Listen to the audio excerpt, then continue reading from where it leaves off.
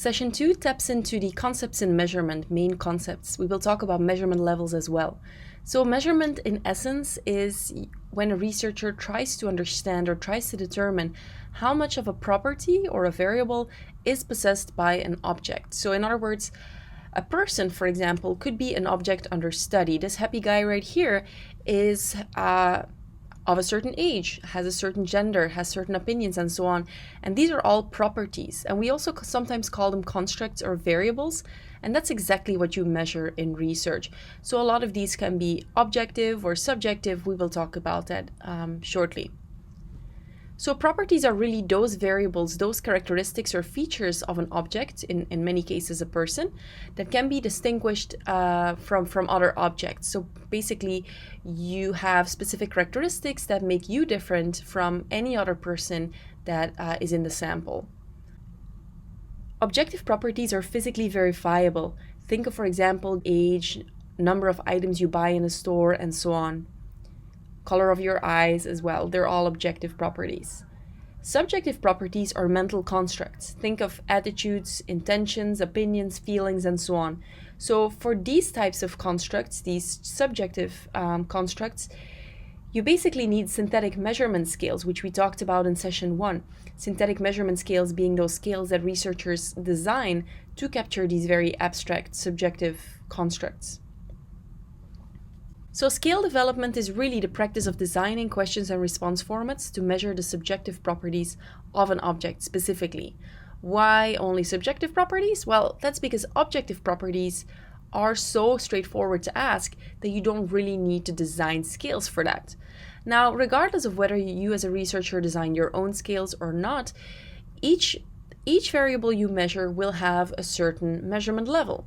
Descriptive, order, distance, and origin are the main characteristics of measurement scales. Let's talk about that a little bit more. Description means that when you ask a question, each of the answer options can be distinguished from the other one based on a label. So in other words, you have a descriptor for each unit or answer option on a scale.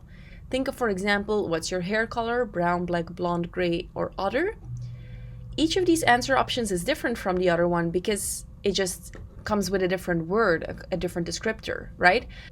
But you can put these answer options in any order and it would still make sense. You could say black, blonde, brown, gray, and it would still make sense. So there's no logical order to this. It's merely just a bunch of different answer options, each of them different from the previous one, simply because of its labeling.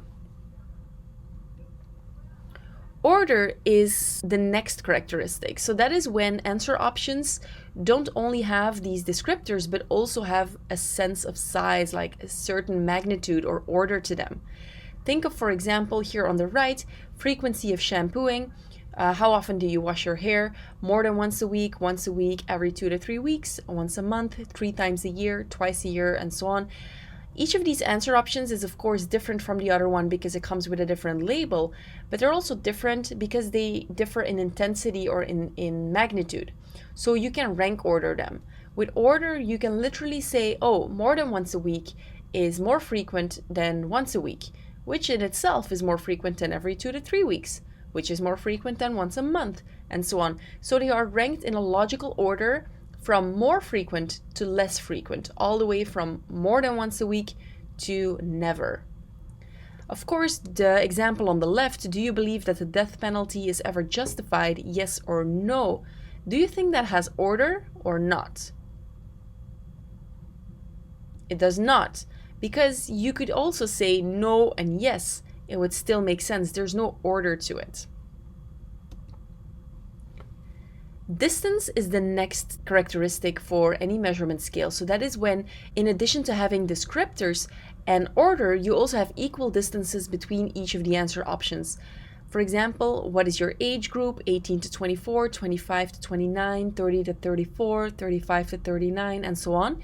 As you can tell, each of these different age categories makes an equal incremental jump from one category to the next. So the distances between each of these answer options is the same, is equal, right?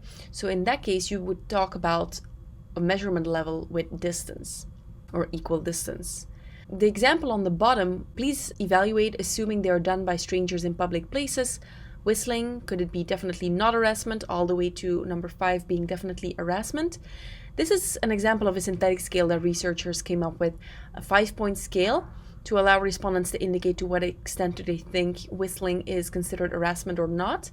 And it's a convention to accept that between each of these answer options, so 1, 2, 3, 4, 5, there is equal distance. Lastly, there is origin, and origin means that in addition to all of the before mentioned characteristics of description, order, distance, there is also a true natural 0 point. In other words, your natural scale would start at 0. For example, how many miles did you hike yesterday? You can never hike less than 0 miles. You start at 0 and go from there. What is your age? Also, natural 0 point. No one is younger than 0 years old. So there's this natural minimum of 0 that you can't go under, that from there basically it starts. Or how much do you weigh? Or how tall are you? These all have natural true 0 points. So when you see each of these scale characteristics, description, order, distance, and origin lined up, we correspond them with a certain measurement level. Think of categorical scales, metric scales, nominal, ordinal, interval, and ratio. Now this is immensely important. Nominal scales, nominal variables, have only description. They don't have order, distance, or origin. Ordinal scales have description and order, but they don't have distance and origin. Interval scales have description, order, and distance, but don't have origin. And lastly, ratio scales have all of it. They have description, order, distance, and origin. So this is a really good overview table to study with examples on the right side of nominal, ordinal, interval, and ratio scaled questions. This is another way to visualize it. Nominal variables are actually the lowest order variables. They only have names. Each of the labels only has names or descriptors. Ordinal variables, in addition to being named or having descriptors, they also can be ordered in a logical order. Interval questions, they are named, ordered, and actually have equal distances between the answer options. Ratio questions are all of the above. They, in addition to all of that, also have an absolute natural 0 point. So let me give you a couple more examples, because I know this is hard material. This is not easy to really understand when a scale or when a variable is nominal, ordinal, interval, or ratio. And it is really important for your analysis. So we're gonna talk about this again and again when we talk about analysis. So the better you understand it now, of course, you're a step ahead, the better it is for your analysis. So a couple more examples of nominal variables are race, for example, or ethnicity. These cannot be ranked in a certain order. One is not more than the other. They're just all nominal. They all have a description and they can be ranked in any order. Job type, gender also. The brand you bought last. Buyer, whether you're a buyer of a product versus a non-buyer. And then yes or no questions. All of these can only be differentiated by a description only, and therefore they're nominal. Examples of ordinal variables would be rankings. Think of, for example, what's your favorite apparel brand? What are your, if you're presented with 5 apparel brands, please rank your favorite from most favorite to least favorite. Or workout frequency. Do you work out once a week, once a month, and so on? Each of these can be said to have order to them, but there's not necessarily an equal distance between each of these options. Let me illustrate this with an example. If I were to ask you, what's your favorite sports to watch? And I let you choose between gymnastics, soccer, baseball, and then botaoshi, which is Japanese pole toppling. And in case you haven't seen that yet,